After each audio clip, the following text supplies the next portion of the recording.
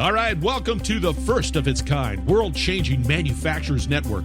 Lisa Ryan has her ears to the ground and her heart in the game. Get ongoing education and new connections right here with Lisa and the Manufacturers Network.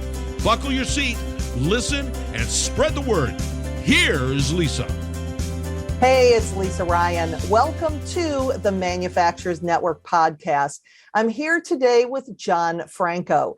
Jon Franko is the thinker and co-founder of Gorilla 76, an industrial marketing agency in St. Louis, Missouri. Jon's day-to-day activities are focused on growing and developing a great team rooted in great relationships and creating an award-winning culture. Jon's mission is to create the best workplace in town. Jon, welcome to the show. Hey, thanks for having me. It's nice to be here. Well, Jon, share with us a little bit about your background and really what led you to doing what you're doing now with Gorilla. Sure. So I'm a 2005 graduate of the University of Missouri Columbia, the journalism school. Went to school originally, thought I wanted to be a long form news writer. Quickly found out that probably wasn't my thing. I had an aunt that was in the marketing space that opened my eyes to what an agency looks like and how you can use still like that journalism background in a more of a business environment. So I became a copywriter, worked a couple of years at a small agent, or not a small, good size agency here in St. Louis, but basically at the same time was building Gorilla 76, which is the company I'm a co-founder of on the side. 2008, my business partner and I, he was at another agency. He was a designer. We essentially turned in our notice, started Gorilla full time, and haven't really looked back since. So, in terms of specifically on the manufacturing space, it kind of just happened. We got some early opportunities kind of in the industrial world. I think we did pretty well with those. I think it matched our design and creative style. So naturally, word of mouth and different things, you continue to get more opportunities in that space. So finally, I think it was about 2011, 2012, we're like, what if we just hang our hat on this industrial thing altogether? It's a fascinating space, great clients, great people. They truly look at kind of working with us as partnerships. Whereas sometimes when you work with some of the big household name brands, I feel like sometimes you're the punching bag when you're the agency partner. So it's just been great. And that's how I've gotten to where I am today, I guess. So when it comes to working with these manufacturers, they want to manufacture, they don't want to spend all of their time marketing and doing that. So leaving that to the professionals. So what are some of the ways that you have found that having good copy, having a marketing presence has helped these manufacturers? And also, is it small to medium manufacturers? Is it medium to large? Give us a little bit idea too of what you do for them. We kind of describe it as, in terms of the size, kind of middle market. On the low end, they might be 15 to 20 million. They're doing a year in business. On the high end, they might be 250 to 300. We'll even extend beyond that. It really depends kind of on their internal setup. In terms of what we're doing, it's a very much like, we know in the manufacturing space, it's typically a very consultative sales process. It's not, you're not just calling overnight. Most of the time, being like, hey, I'm going to switch and start working with a different manufacturer, different provider, or whatever. It's much more of there's an educational process that needs to be baked into the selling process. And I think that's where we really help people. And that's where long form content, not promotional copy, not saying, hey, we're the best at doing this, but here's why we do it the way we do it. Or here's one way of how you can do it. And oh, by the way, that's how we do it. It's knowing that there's a consultative sales process and helping our clients fill their pipeline with people that are kind of yearning for that are doing information searching, that are looking online to just try to find answers to questions. We're helping put our clients in that position where they're answering those questions. And what are some of the best practices that you're seeing as far as how manufacturers are promoting themselves in the marketplace? It's a variety of things. I think it's anytime you can have transparency and just brutal honesty. And again, don't promote, don't sell you. I mean, of course you want to always position yourself in the best light, but don't say we're the best or blah, blah, blah, unparalleled customer service or whatever. I mean, everybody says that thing or says those things. I think you truly have to show In terms of like, where we're seeing results, we're seeing results in content marketing. We're seeing results in kind of the demand gen side of the world where, we're doing some more paid social. We don't see a huge payoff on organic social, still do it for a couple of clients, but we don't see a ton there. It's not anymore about having the flashiest website or, anything like that. I think at this point, a decent website is kind of the barrier to entry. So, that obviously needs to be in place. It's really about helping. If you can provide content that helps your potential buyer, and the only way you can provide that content is by truly understanding your potential buyer. That's a huge part of it, is like really like us being able to understand our customer's customer. But if you can understand those things and provide truly helpful content, I think that's going to set you up for the best success now. And sometimes that's written content, sometimes it's podcast content, sometimes it's video content, sometimes it might be old school print content. It's a set of sales sheets that you need to mail to somebody or whatever. I mean, there are different applications, but if you're providing helpful content, I think that's step one. And how are you diving into that when you're working with your clients? Is it an interview process? Do you Yes. walk through the plants? Do you see what they're doing? Because I'm imagining that maybe you're putting into words things that they can't. Exactly. And I think it's all of the above. I'd be lying if I said we are great about walking the floors of our clients. I think that's something we need to do a better job of. We also, for the past 2 years, have had the excuse of we're in a pandemic. But what we have done is we have hired journalists, and like true journalists, not fake journalists like I was, an advertising copywriter, but true journalists. And what they are really, really good at is taking something that they know minimal to nothing about, learning about it and writing about it at a level that other people can understand. And so we're going to have access when we work with a client to the subject matter experts within a company. We really need access to the customers. We need access to the sales team. It's interviewing, and early on in our process, we have what's called a knowledge extraction day, where we basically will go up, set up on site at a client, videotape the whole thing, and just pepper them with questions all day long. Pepper different players that they've identified as like, hey, these are key stakeholders that you need to talk to. But yes, having access to the right people is incredibly important. I think that's something that 5 years ago, we weren't getting that buy-off from companies. A lot of times we would work directly with just the marketing manager. Nothing wrong with being a marketing manager, at all. But unless that C-suite is bought in, a lot of times those key stakeholder interviews aren't going to happen. Because it's totally different if the marketing manager says to an engineer, hey, I need to get some of your time. Whereas, the engineer is going to push it off, whatever. He or she has more important things to do. You get the CEO saying, I need you to make time for this interview with our marketing agency. It's going to happen. So anyway, that was a long way to answer your question. But yes, the interviewing, and of course, there's the secondary research as well, just the online reading, et cetera. But with a lot of our clients, we're writing about things that haven't really been written about that much. Like we are kind of the pioneers in some of these categories. Right. Well, and some of the other things that you and I talked about before is just the workplace culture that you've developed at Gorilla. It's nice with the background that you have in manufacturing, and the fact that you're not on the plant floor, you're not a manufacturer.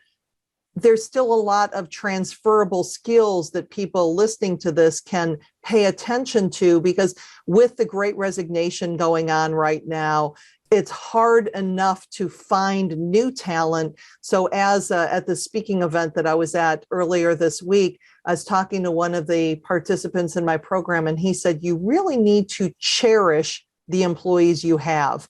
And that's not usually a word that you hear in the manufacturing. This was in the trades, but really taking care of, focusing on and cherishing the employees, the good employees that you have now, because keeping them is going to be much more important than finding new ones. So what are some of the things that you're doing with your culture over there? Because it sounds like it is a pretty cool place to work. Yeah, I appreciate that. And to kind of even give more importance, I recently did the math in a LinkedIn post on what it looks like for us to hire just for any role. And looking at the time for interviewing, the time to write the job description, all those things, onboarding, et cetera, my math came out to about $32,000 per hire. So It's Wow. incredibly important to keep these people once you get them. Plus, I mean, it's just important for creating a cohesive team. Like, you don't want to constantly see turnover. In terms of what we're doing, 10 years ago, it was, hey, we have a beer fridge and a ping pong table and we wear t-shirts to work, and hey, we listen to music, and it was all that stuff. And don't get me wrong, I think that's still part of like being a marketing agency and a good culture. But what I have learned now is it's all about the core values. If you truly believe in your core values and they're truly core to who you are and you live by them, the good culture will come as a result. So our core values are results, improvement, relationships, kindness, and inclusivity. And I think we do a really good job of kind of adhering to those in everything we do, from the interviewing questions we have to our company manifesto, to how we conduct quarterly reviews, to how we if the mail person comes in and it's a hot day, or hey, can I get you a glass of water? That's the type of those truly are core to us. And that has been ultimately what has made our culture great. Now, are we still seeing turnover? Yes, I'm losing somebody in a week. It's brutal right now. I mean, it's, and we're competing a lot. Our talent, we're competing a lot. It's less with other marketing agencies. And when we lose people, a lot of times it's to a software company. These are companies that have massive amounts of funding. They can make ridiculous offers and have benefits that are just, we can't touch, and we lose people. It's tough. I think also the agency world can be just a grind in general. It's not an easy space. It's a lot of hard work, but I think if you have that core culture or those core values in place, and then your culture naturally is a byproduct of that. If everything's kind of lined up, you make it a lot harder for people to leave. It's still going to happen, but you make it more difficult, I think. Now, how did you come up with your core values, and how did you get were employees involved in that, and how do they respond to those, Sure, to the words that you created? They are all in on the core values. I hear them talking about them constantly, which is great. In terms of how we came up with them, I always, core values were one of those things, like, I will be the first in it. I used to roll my eyes. I was like, this is stupid. This is like, these are just things that people put up in a boardroom and they have some sort of motivational poster and no one actually.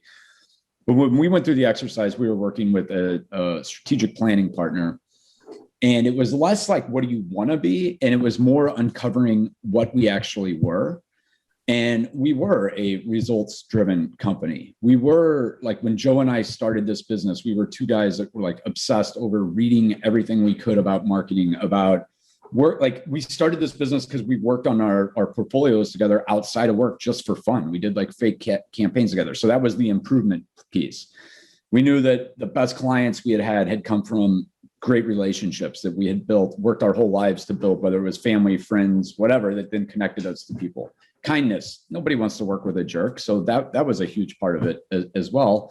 And then inclusivity, admittedly, this was something that we opened our eyes in the past year and a half. Civil unrest, there was a lot going on. And we started looking around the office and we're like, wow, a lot of us all kind of look alike. And we probably need to be more aware of that and think about how we can start to be more inclusive, and not only different races and religions and things like that, but also just of, now that we're in a remote setting, like if somebody works in California and somebody works in DC, well, we have to think about what time we're going to have our happy hour, because you don't want to make the person in California feel like she needs to have a beer at 3:00. And so, I mean, we want to be inclusive of just how we're working. So, they were core to us. It was something we thought they were aspirational, but really when we started digging in, we're like, wow, this is who we really are. And that was the light bulb that went off. And employees were involved in the strategic planning committee, but the person directing this kind of exercise was like, this is when you've nailed it. They are already part of who you are. So many companies say, hey, we want to be this and we want to do this, and that's fine. But if you're going to be aspirational, then you better have a plan on how you're going to actually achieve those core values. Right. Well, and it was funny because when you were going through that whole thing about the turnover and losing it to other bigger software companies and those type of things, believe that a lot of manufacturers listening to this podcast can substitute those words with, well, we're competing with people who are leaving because they're going to Amazon, who has deep pockets, and we're all in the same boat. We're all looking at the same type of issues as far as finding and keeping people. And there's always going to be the big monster corporation with deep pockets who like sucks everybody into their realm. But it's focusing on the core values. And I really like the fact of not being aspirational, of being where you're at. I was working with a foundry, and what they did is they used one of those word cloud things, and they had all the employees putting in the top 3 words that they attributed to their company. And, it was a casting plan. So of course you had words like, hot and hard and that type of thing. But for the most part, the biggest one, because when you do a word cloud, as you know, the more somebody puts in one word, the larger that word gets in the cloud. And what they were very pleased to find is that the biggest word that came up for them was family. People felt like it was a family. And so I think that that's such a great point of, again, people listening to this, figuring out how to get started. It's like, don't put those high goals of what you aspire to be. Who are you now? And how can you make that just a little bit better going forward? Totally agree. And I also think just the key to getting started is like, and I still have not mastered this. I mean, I'm not even close. I am much better than I used to be, but that whole idea of like, you have 2 ears and 1 mouth, like listen to your people. There's some tools we have in place, and for an office setting, they work great. I think they could work in a manufacturing setting, but maybe not. I mean, really you need an environment where everybody has email. But there's a tool called Office Vibe. I was just on a call with them today, and it's weekly employee surveys that are very simple, they're actually fun to take, and it creates a massive data set that we always have access to kind of measure happiness and different things. So if we see numbers starting to trend a certain way, it's time to listen and find out what's going on, and then address it and get it fixed before it becomes a problem, before it results in turnover. So that has been probably my biggest area of development the past couple of years, is I think I've gotten to be a better listener. Again, I have a long way to go, as any of my employees will tell you, but I have learned the importance of that. Right. And it's regular feedback, It's weekly. And because it's weekly, it's also short and fun. So people aren't getting burned out in the process. But you also have that immediate gratification of noticing when something starts to go a little bit awry, that that's going on, and you can take steps to fix that. Absolutely. The other thing that we mentioned from our conversation is you have a buddy system there. Yeah. And talk about that. Yeah. So whenever somebody first starts at Gorilla, and this was something that kind of came up, did we do it before the pandemic? I can't remember. It became very relevant during the pandemic when we were all working in separate locations. But basically, when somebody new starts at Gorilla, we pair them up with somebody who's been there longer. And it's typically somebody not in their department. It's somebody that maybe they wouldn't cross paths with at the time. And it's honestly nothing more than, that person kind of welcomes them with typically a handwritten note at the beginning, sets some scheduled check-ins the first several weeks, every week, just to be like, hey, I'm here for you. You can ask we totally believe and subscribe to there are no stupid questions, there are no whatever. But when you walk into a company and all you see are a bunch of names in a Slack channel or whatever, an email listserv or whatever, and you're like, all right, I'm just going to ask everybody this question that I might think is dumb or whatever. Well, it's much easier if you're just like, hey, you're the person they told me to talk to for stupid questions. I think this is a stupid question. Where in Dropbox do I save this type of file, or so that buddy system it's turned out to be a really positive kind of addition. That person is in no means a manager of the new employee. It's more just kind of a spiritual leader, if you will, or even just kind of a peer that is like, hey, I'm here for you, and we'll get coffee, we'll do a weekly Zoom call, and I just want to be here to check in. I do those as well, but new employees aren't going to tell me if something's broken. They're going to be like, yeah, everything's great, I love it, I'm so happy, but they will tell another employee if something's broken.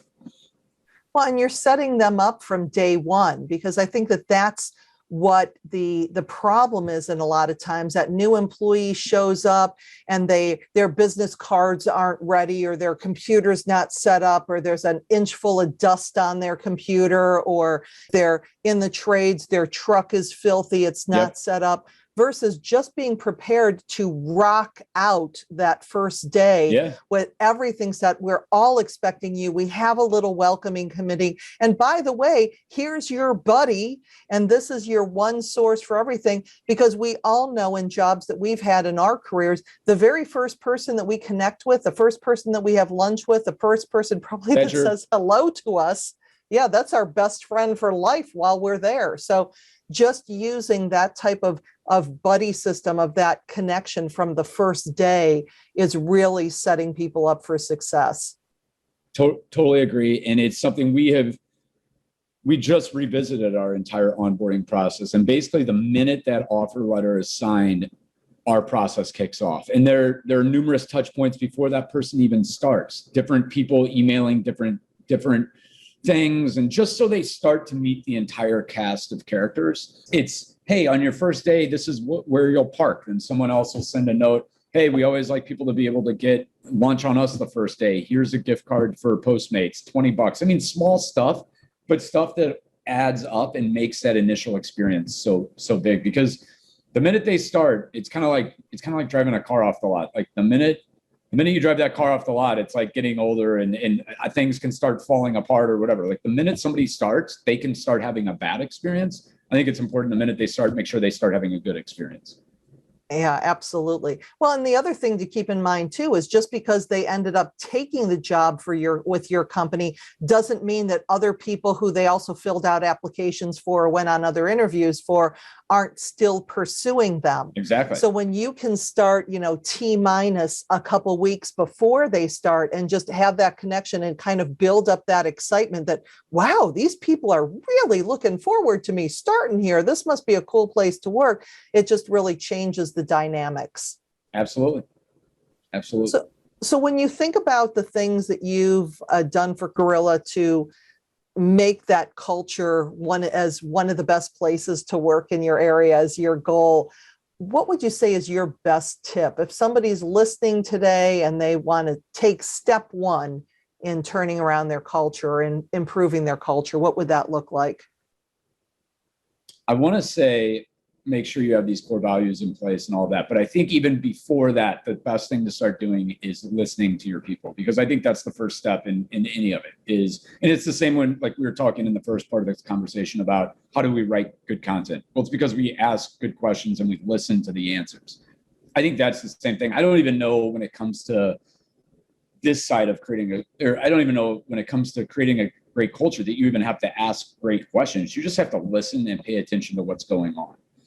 I think if you do that, you are headed down the right path. That's not where it stops, but I would say, listening and then to roll that into a tactic. I think of a tool like Office Vibe that helps me listen. We wouldn't have the culture we have today without that happening. I can tell you it's not the happy hours and it's not the beer fridge and it's not the ping pong tables and all that other stuff. It's having a place that people believe is truly committed to certain ideals and values. That's my opinion, at least. Absolutely. Well, Jon, it's been such a pleasure getting to know you in our chat today. Share a little bit about how you work with your clients, and if somebody did want to connect with you, what's the best way for them to do that? Yeah. So the way we work with our clients, we kind of have a pretty set process now. We have, there's kind of a discovery portion of what we do and then once we're done with that, we come with a written plan and provide that to the clients. They can then hire us to then execute that plan, or they can go somewhere else. We get paid for the discovery portion as well.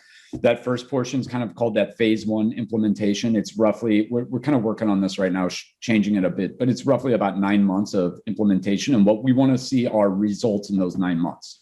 We know that when clients spend a lot of money, and we are not cheap, when they spend a lot of money, they expect to see results. So we have a plan for 9 months. We're going to get you results.